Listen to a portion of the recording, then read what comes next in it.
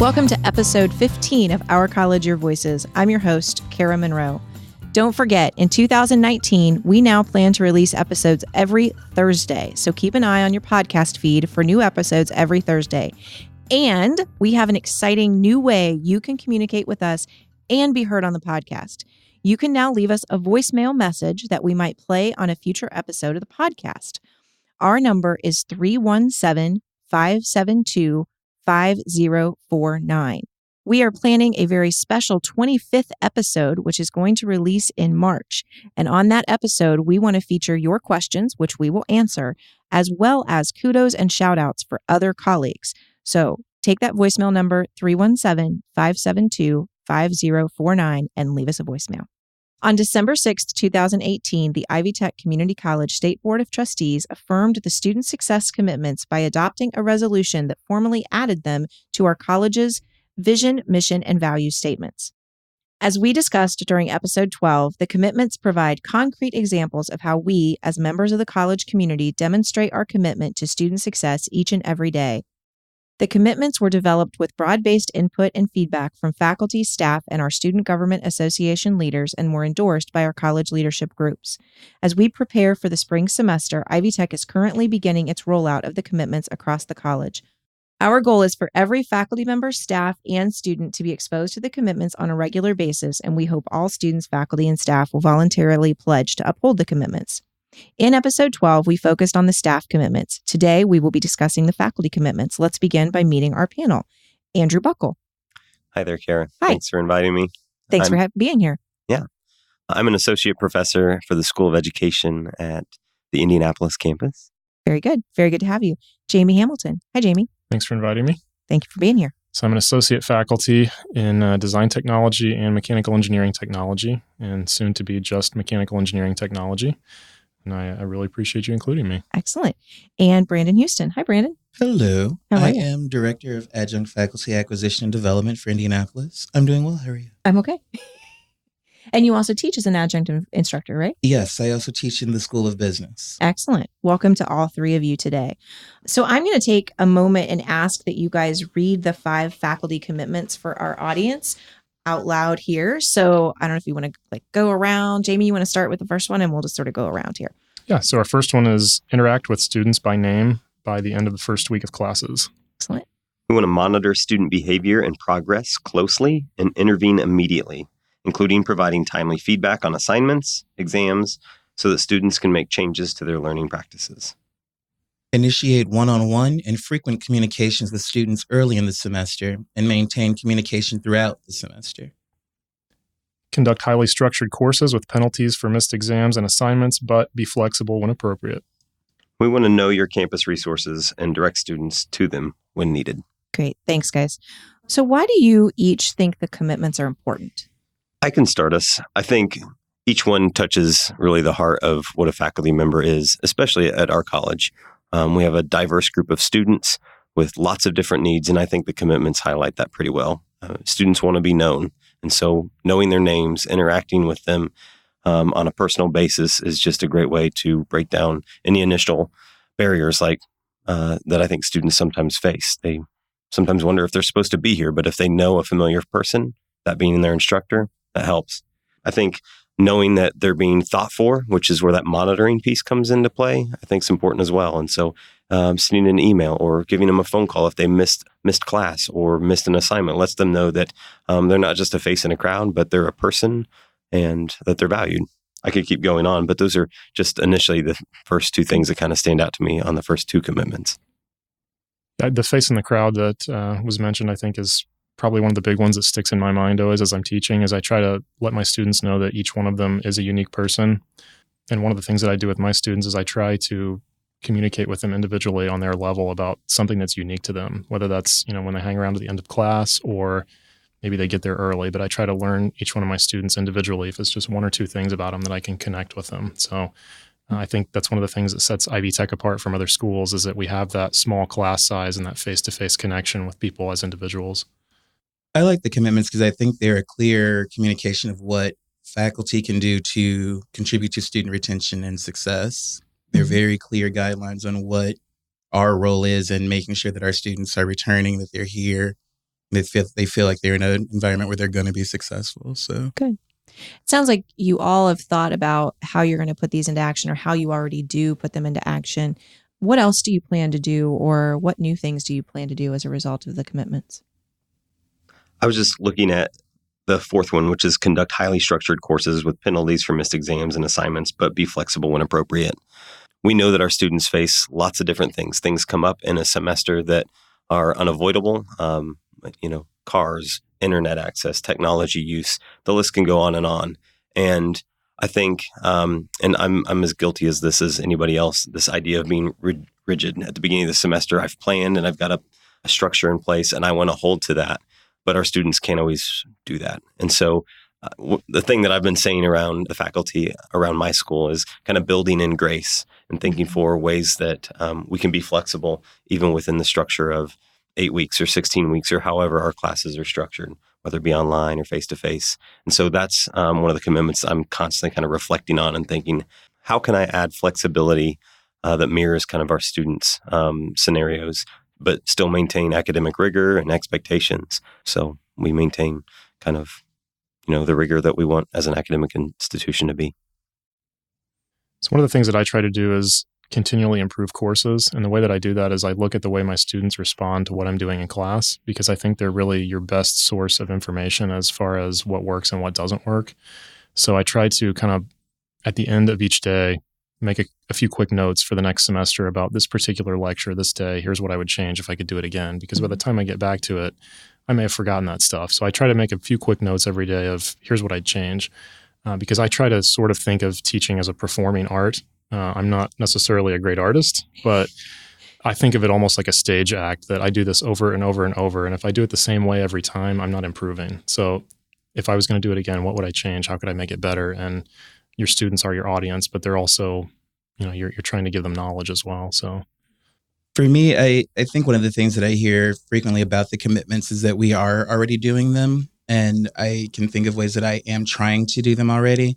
But by putting them up in my office and making them visible, a lot more decisions will be weighed against, am I actually being mindful or flexible in how I'm dealing with this student right now? Or am I aware of what resources and where things may have changed within the system? So I'm planning on posting it just so that I'm a little bit more cognizant of whether or not I'm staying committed to them. Awesome. Good. I want to go through each one of the commitments that you all read at the beginning and just ask you, and we'll go pretty quickly through them, if there's anything, though, specific to that commitment you're thinking about doing differently in your class as a result of them. So that first one, interacting with students by name by the first class or the end of the first week.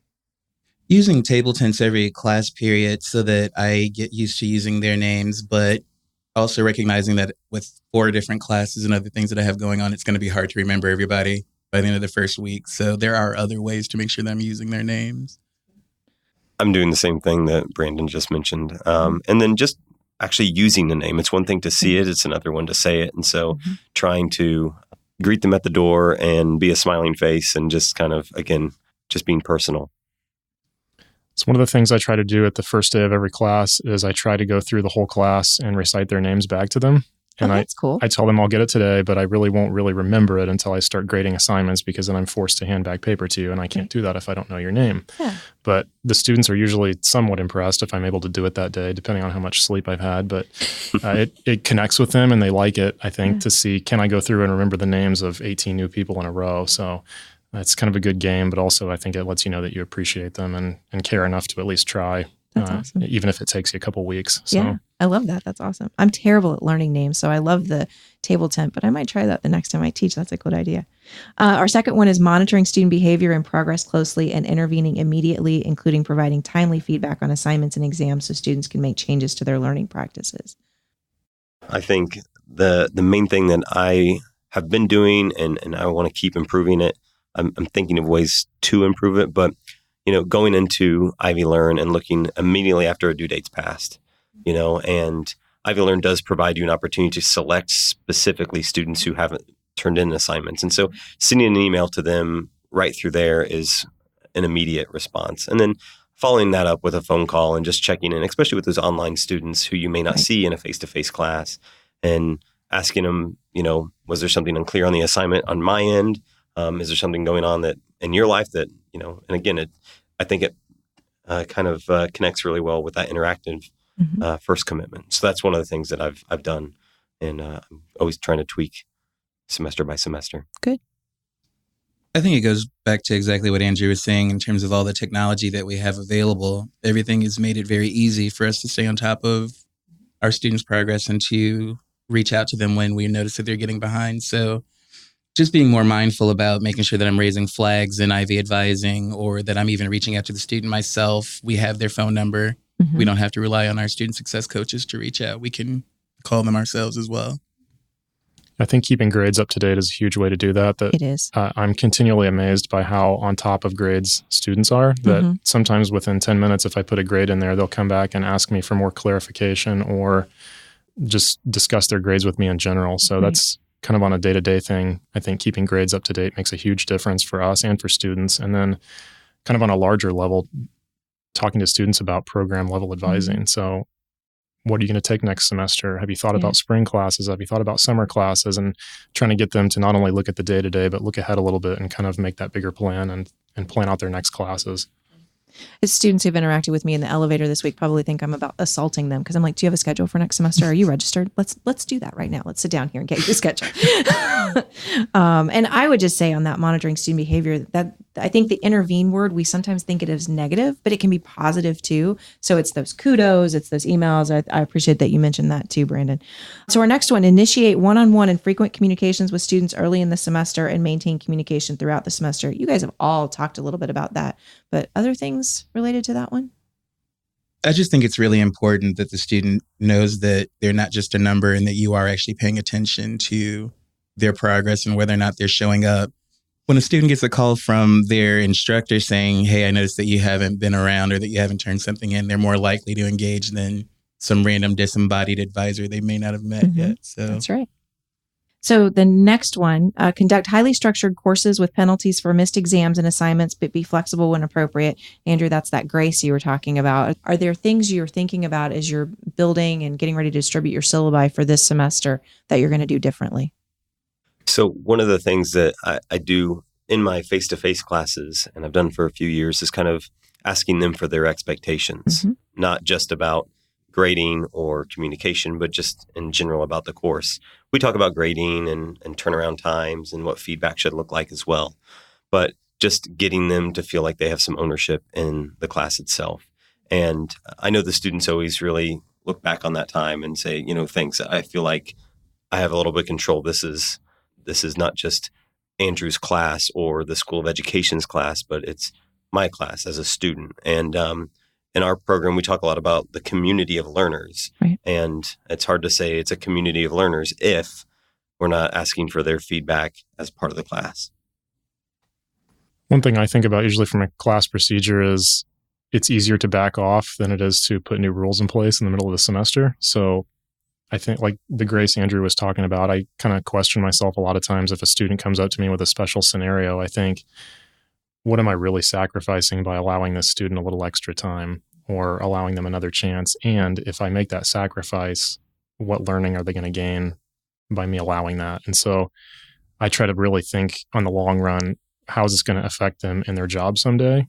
And is it going to let them pick up a skill if I just tell them, no, you can't turn that in late, that they're not going to try and they're going to completely miss that information? So to me, sometimes you're cutting off your nose to spite your face, I guess is the phrase, if I'm using that correctly. I don't know. Think you are. But a little grace sometimes goes a long way towards the learning process, I think.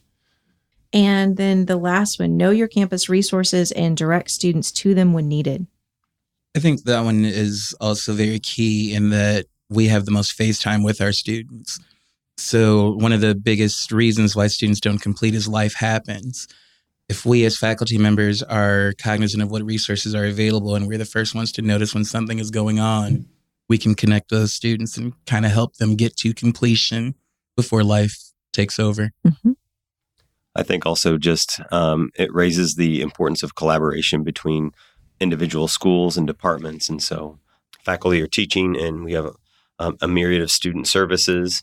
And it's going to be really important that we're interacting with each other and learning about what we're doing in the faculty side with student services, or student affairs, and then letting student affairs speak into our classrooms, invite them to our classrooms to speak about their resources, get to know our students individually. So if we know something's kind of unique in their situation, we know what that service is and can refer them to it, I think can be a game changer. So one of the concerns that we've heard about the commitments is that they're too directive or too specific. You all are from the Indianapolis campus. We record these on the same day, and this is finals week of the fall semester. So it's a big sacrifice for you all to be here. So thank you for that. But have you heard that concern here in Indianapolis, or what are just your thoughts on that concern? I think if you work at Ivy Tech, these commitments fall in line with kind of our mantra of helping our students. We know our students have all kinds of different barriers and different reasons for being here. So when I see these commitments, to me, they're the things that just kind of make up what I think we want to see in all of our faculty anyway. The idea of knowing our students, making sure that we're creating a structure that they can be successful in, and knowing that there are things that are going to come up. And if we can get them connected to resources that are going to help them be successful both inside our classrooms and outside of our classrooms, then we're all going to benefit. The state's going to benefit, our students are going to benefit, and we're going to benefit. What plans are in the works on your campus to support adoption of the commitments? And that could be your campus or maybe even your department specifically for the area you work in. Overseeing the adjunct offices and my office being located in the adjunct offices, commitments will be posted very visibly. So good. I know personally my dean, Steve Bardonner, makes a individual commitment every semester to come around to just about every single one of our classes on the first day and introduce himself to our students. That's awesome. And so I think he's leading by example and kind of showing his team that we care about these students and we want to connect with them on an individual basis. So I think he's setting a good example for us on that particular very first commitment. That's great.